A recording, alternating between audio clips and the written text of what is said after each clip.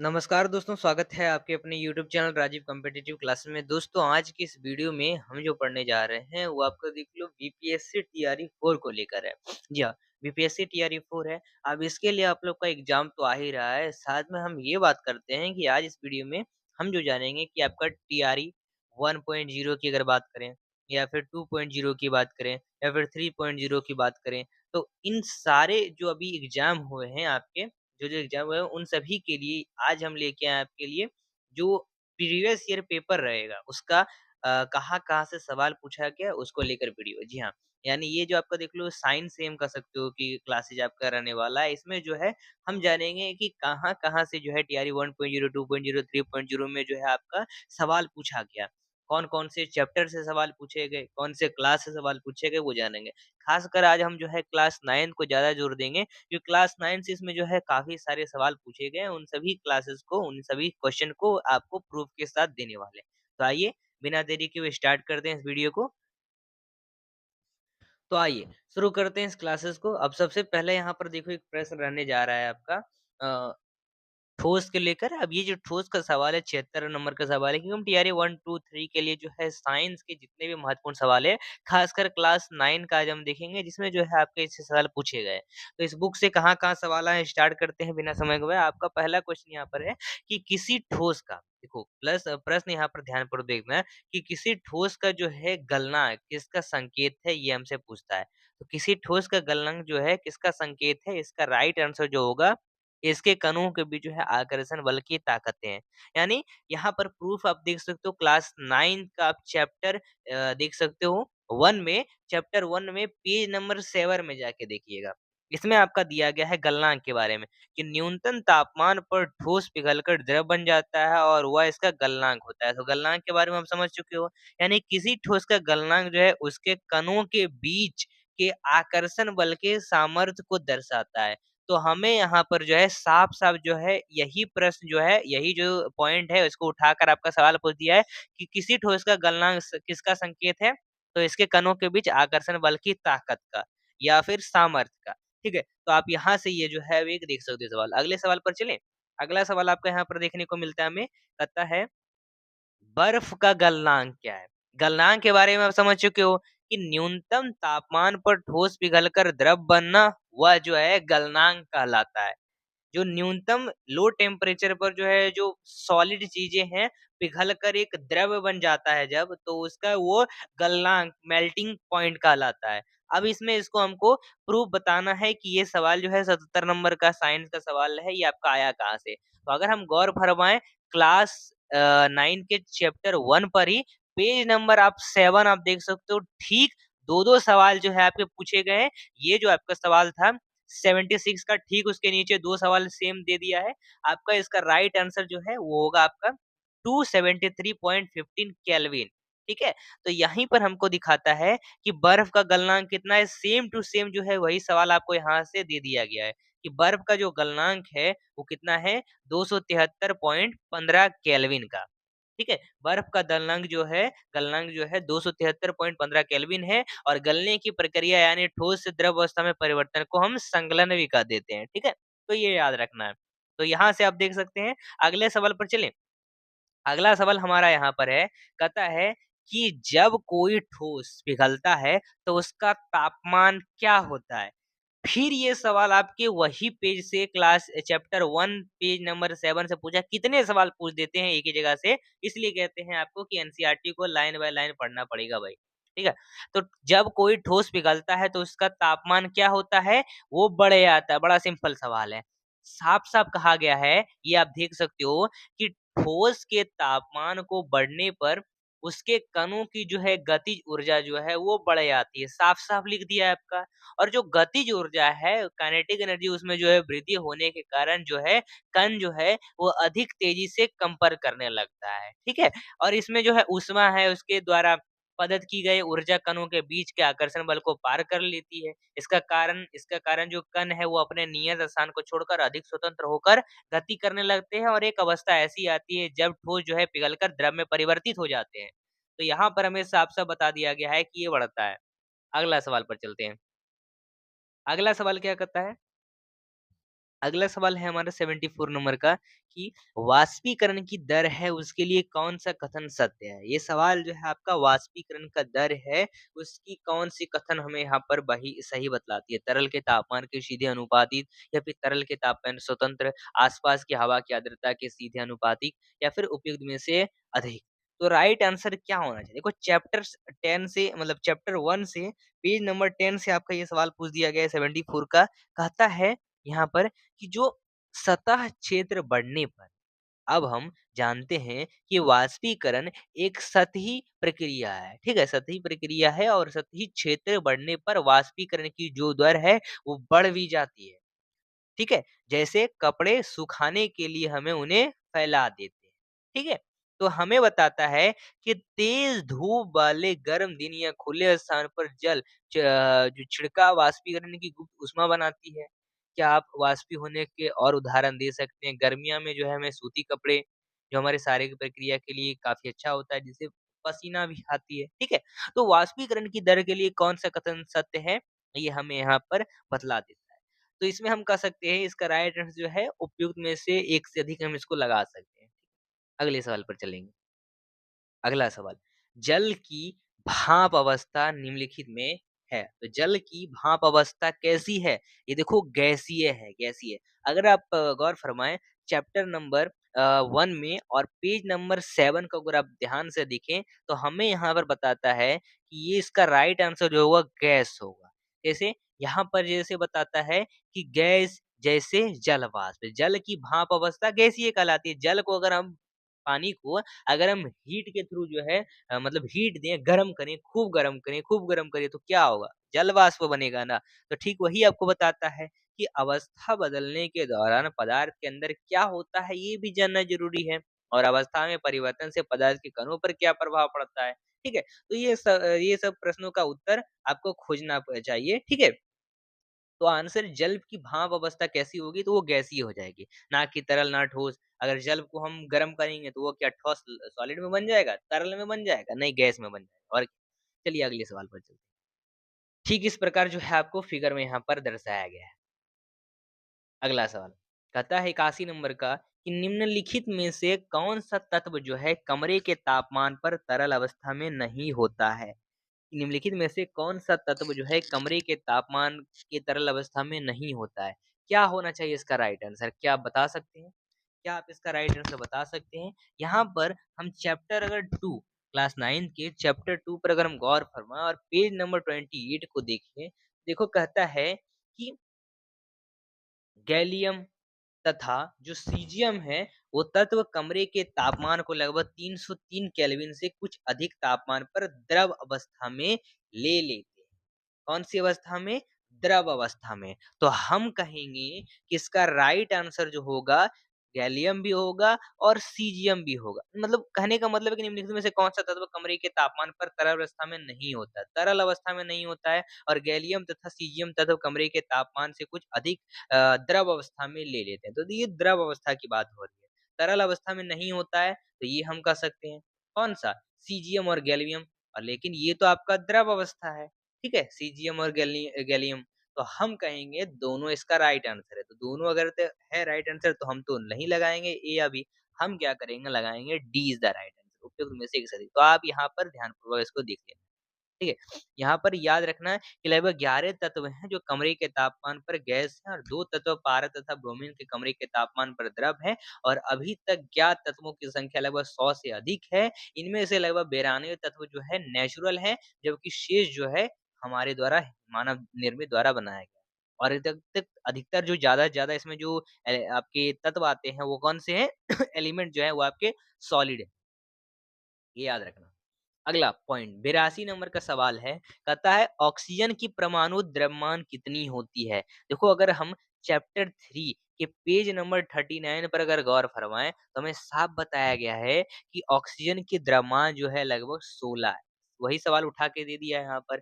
तो हाइड्रोजन की द्रव्यमान 1 होगा, कार्बन का आपका 12 होगा, नाइट्रोजन का आपका 14 होगा, ऑक्सीजन का आपका 16 है, सोडियम का 23 है, मैग्नीशियम का 24 है, सल्फर का 32 है, क्लोरीन का 35.5 है, कैल्शियम का जो आपका 40 है। तो आपको ये सारी चीज़ें याद रखनी पड़ेगी। ठीक है? क्योंकि आगे चलकर हो सके अगर आपका सवाल पूछ दे यही सब तो इनमें से। अगला सवाल कहता है सल्फर की परमाणुता है, सल्फर की परमाणुता क्या है? देखो सल्फर की जो परमाणुता है वो किस प्रकार है? अगर हम यहाँ देखो आपके सवाल पर अगर गौर फरमाएँ, तो ये आपको साफ-साफ बताया गया है। चैप्टर 3 में 9 के जाके देख सकते हो पेज नंबर 40 में कहता है सल्फर जो है एक बहुपरमाणुक है। साफ-साफ सवाल चिपका दिया है। तो बहुपरमाणुक है, बहुपरमाणुक इसका राइट आंसर हम लगा देंगे। बहुपरमाणुक इसमें क्या ऑप्शन में है? ये द्वि ना नहीं ये तो द्विपरमाणुक नहीं है, एक परमाणुक, द्विपरमाणुक द्विपरमाणुक लगा सकते हैं, ठीक है? तो यहाँ पर साफ कहा गया बहुपरमाणु या फिर हम द्विपरमाणुक हम दोनों का मतलब तो वही होगा, हम लगा सकते हैं, ठीक है? टेट्रा तो नहीं लगाएँगे। चलिए, तो आंसर होगा आपका द्विपरमाणु। अब यहाँ पर देखो सारी चीज़ें बताई गई, अधातु इनमें से कौन-कौन से परमाणु हैं, द्विपरमाणु हैं, ये भी सारी चीज़ें आपको यहाँ पर बताई गई है, तो एक बार आप इसको ध्यानपूर्वक देख सकते हो। ठीक है? हालाँकि द्विपरमाणु तो एक अलग ही बात है, यहाँ पर परमाणु की बात हो रही है, तो बहुपरमाणु इसमें पॉइंट में है नहीं, तो हम इसका आंसर लगाएँगे E number. E is the right answer उपयुक्त में से कोई नहीं, ठीक है? By mistake. चलिए अगले सवाल पर चलते हैं। अगला सवाल है न्यूट्रॉन का द्रव्यमान क्या होना चाहिए? तो न्यूट्रॉन का द्रव्यमान अगर हम पेज नंबर 56 से लेकर जब मतलब 50 से 56 के बीच अगर देखें, तो कहता है चैप्टर 4 में क्लास 9 के कि न्यूट्रॉन लगभग पहले कहानी समझो 1932 में जे चैडविक ने एक और अपरमाणु कण को खोज निकाला जो अन्वेषित और द्रव्यमान में प्रोटॉन के बराबर था। अंततः इसका नाम न्यूट्रॉन पड़ा और हाइड्रोजन को छोड़कर ये सभी जो है परमाणुओं के नाभिक में होते हैं और समानता न्यूट्रॉन को n से प्रदर्शित किया जाता है और परमाणु का जो द्रव्यमान है वो नाभिक में उपस्थित प्रोटीन और न्यूट्रॉन के द्रव्यमान के योग के द्वारा प्रकट किया जाता है। यानी हम कहेंगे जो एक इलेक्ट्रॉन और एक प्रोटॉन के योग के लगभग बराबर है ये, यानी लगभग एक प्रोटॉन के बराबर है। तो हम दोनों इसका आंसर कर सकते हैं D is the right answer. अगले सवाल पर चलते हैं। अगला सवाल ये रहा हमारे बीच। अगला सवाल कहता है कि 80 ग्राम हीलियम में क्या होता है? क्या शामिल है? तो हम पेज नंबर चैप्टर 3 का क्लास 9 का पेज नंबर 47 की अगर चर्चा करें, कह दिया है लगभग 52 ग्राम हीलियम द्रव्यमान में मोल प्राप्त ठीक है? तो 52 ग्राम हीलियम द्रव्यमान में मोल ग्राम कीजिए। हमें मोल की संख्या बताया है और 80 ग्राम हीलियम में क्या शामिल है? हीलियम, ठीक है? हीलियम में क्या शामिल है? तो हम मोलों की संख्या किस तरह से निकालेंगे? दिया गया द्रव्यमान, द्रव्यमान क्या है? ही तो कितना है? उसके हिसाब से हमको निकालना चाहिए, ठीक है? तो अगर हम बात करें और उसका जो मोलर द्रव्यमान है, वो भी आपको जानना पड़ेगा। उसका मोलर द्रव्यमान कितना है, वो भी जानना पड़ेगा। यानी हीलियम द्रव्यमान में मोल प्राप्त करना है।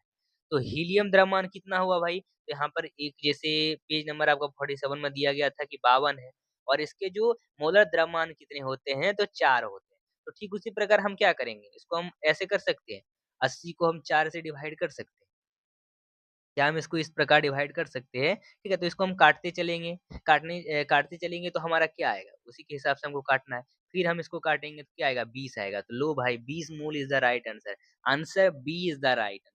ठीक है? चलिए अगले सवाल पर चलते हैं। अगला सवाल कहता है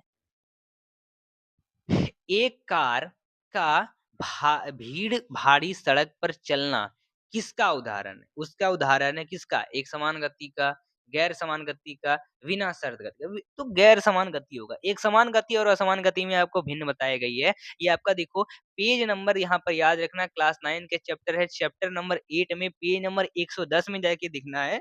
आपको दिखाया गया है कि उदाहरण के लिए भीड़ वाली सड़क पर जा रही कार या पार्क में दौड़ रहे एक व्यक्ति ये असमान गति के उदाहरण।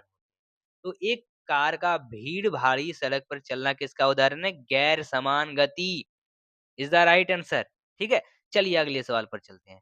अगला सवाल हमारा गौर फरमाइएगा, कहता है कि दूरी समय ग्राफ में कौन सा जो चर है वो y अक्ष पर अलिखित किया गया है। तो आंसर इसका दूरी।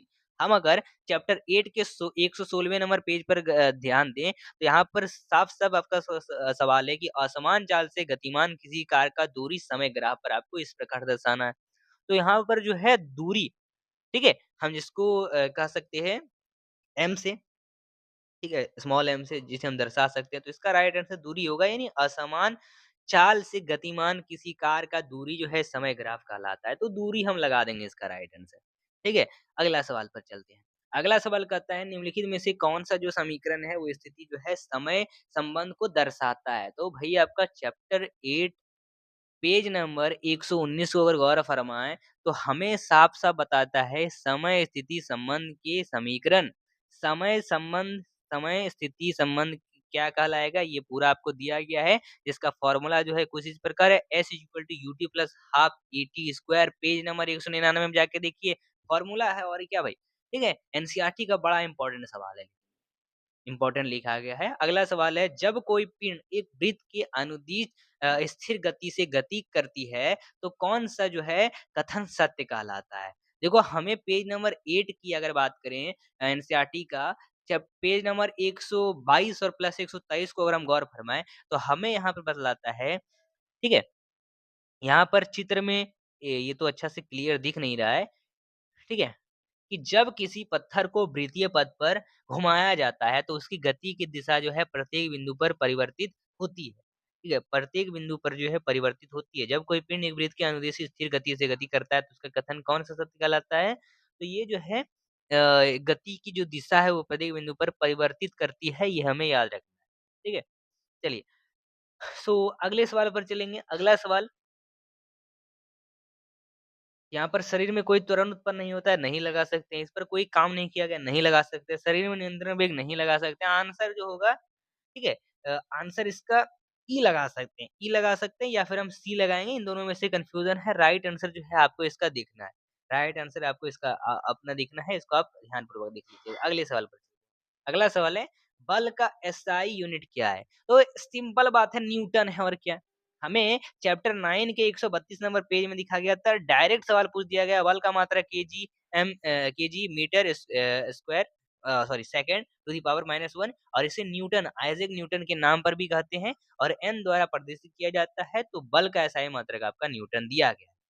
ठीक है? अगला सवाल, किसी वस्तु का रेखीय संवेग 500 ग्राम सेमी प्रति सेकंड हो, तो यदि वस्तु का वेग 10 मीटर प्रति सेकंड हो, तो वस्तु का द्रव्यमान क्या कहलाएगा? देखो हमारा ये जो है चैप्टर 9 में दिया गया है 154 के पेज नंबर में कि यहाँ पर एक सवाल से हमको इसको पूरा बता देता है। कि एक कार का 108 किलोमीटर प्रति घंटा से गति के चल रही है और ब्रेक लगने के बाद जो है रुकने पर 4 सेकंड का समय लेती है। तो कार पर ब्रेक लगाए जाने पर कार लगने वाले बल की गणना कर कार का यात्रियों सहित कुल द्रव्यमान 1000 केजी। तो इसको हमको गणना करने को बताता है।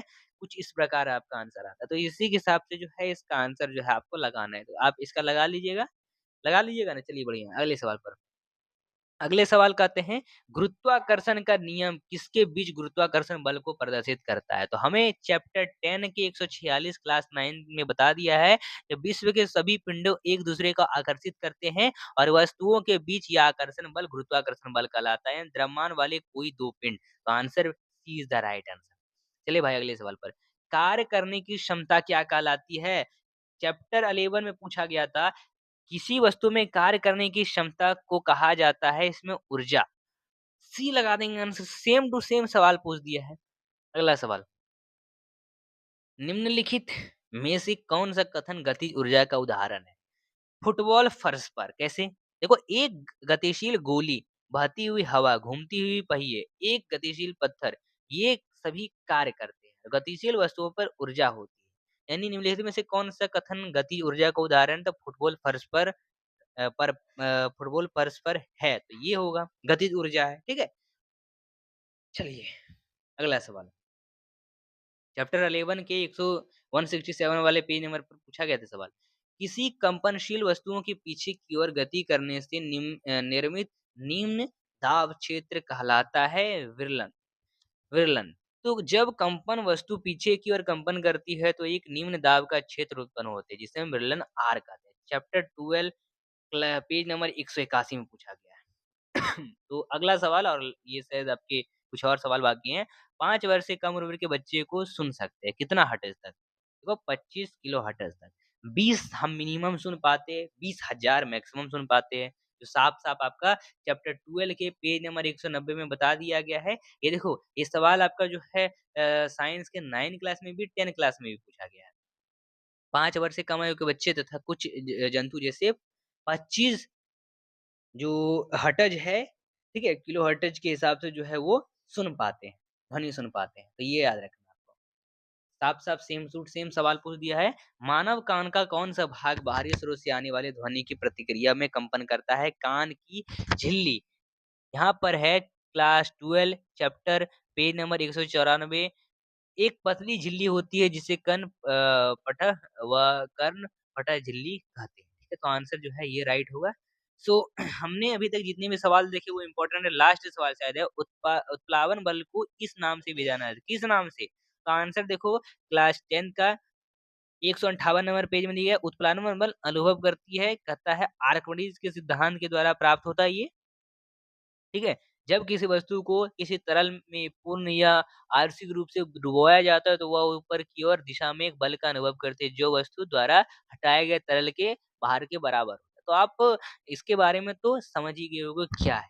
जोर बल, दबाव, जोर बल कर देंगे इसका राइट आंसर। देखो, यानी कहने का मतलब है कि अगर आप एक पानी भरे टब में अगर कुछ पूरा भरा हुआ है, पूरा लबलब कर रहा है, गिरने का कोई अंश नहीं है, ठीक है? पूरा भरा हुआ है, एक आप पत्थर डालते हो, तो जितना केजी का पत्थर रहेगा उतना वही पानी जो है नीचे गिरेगा। दोनों को तौल के देखो बराबर आएगा। ये है आपका आर्किमिडीज सिद्धांत, ठीक है? तो हमने जितने भी सवाल है वो सारे कर लिए। ये क्लास 9 से आपके इतने सारे सवाल साइंस में पूछे गए थे टीआरई 1, 2, 3 में, ठीक है? और इतना इम्पोर्टेंट था आप जान सकते हो। बाकी आगे चलकर आपको नेक्स्ट कौन से सब्जेक्ट, कौन से क्लासेस पर आपको चाहिए वीडियो, इसके लिए आप कमेंट कर दीजिए, आपके लिए ला दिया जाएगा। वीडियो थोड़ी-सी पसंद आए लाइक, शेयर, सब्सक्राइब करें और साथ ही एक और बात, अगर आप यूपीएससी टीआरई 4.0 की तैयारी कर रहे हैं और आपको चाहिए तैयारी करने के लिए सही साधन, तो अभी तक आपने जितना भी वो खरीदा कोई फ़ायदा नहीं हुआ है, कोई बात नहीं। हमारी टीम ने आपके लिए तैयारी 4 के लिए सारे टीचरों के थ्रू जो है बेस्ट टीचरों के थ्रू जो है क्वालिफाइड टीचरों के थ्रू जो है आपके लिए बेस्ट हैंड रिटेन नोट तैयार कर दिया गया है। जी हाँ, टीआरई 4 के लिए हैंड रिटेन नोट्स रहेगा। आपके किसी क्लास के लिए, किसी सब्जेक्ट के लिए, कोई सा भी लैंग्वेज में हिंदी, इंग्लिश में आपको मिल जाएगा। कंप्यूटराइज़ चाहिए, हैंड रिटेन चाहिए, वो भी प्राप्त होगा। आप इसका नोट्स ले सकते हैं, परचेज़ कर सकते हैं। उस नोट्स में हम आपको 1000 प्लस जो है प्रैक्टिस सेट विद आंसर देंगे। 500 प्लस जो है 5000 प्लस जो है वन लाइनर हम देंगे इसमें और पीवाईक्यू जो है इसके साथ रहेगा। ये सारी चीज़ें प्रोवाइड करेंगे हर क्लास के लिए, हर सब्जेक्ट के लिए, कोई सा भी सब्जेक्ट हो मिल जाएगा आपका मात्र ₹199 में। जी हाँ, आप सही सुन रहे हो। तो आपको मात्र कॉल करना है 6207119508 पर। इस नंबर पर कॉल करिए, व्हाट्सएप मैसेज करिए और तुरंत इस नोट्स को प्राप्त करिए और अपनी तैयारी को मजबूत बनाएँ। तो मिलते हैं फिर अगले वीडियो के साथ दोस्तों। जय हिंद, सब्सक्राइब करें, साथ ही आप व्हाट्सएप ग्रुप जॉइन हो सकते हैं इस नंबर पर कॉल या मैसेज करके। तो मिलते हैं फिर अगले वीडियो के साथ। जय हिंद, धन्यवाद।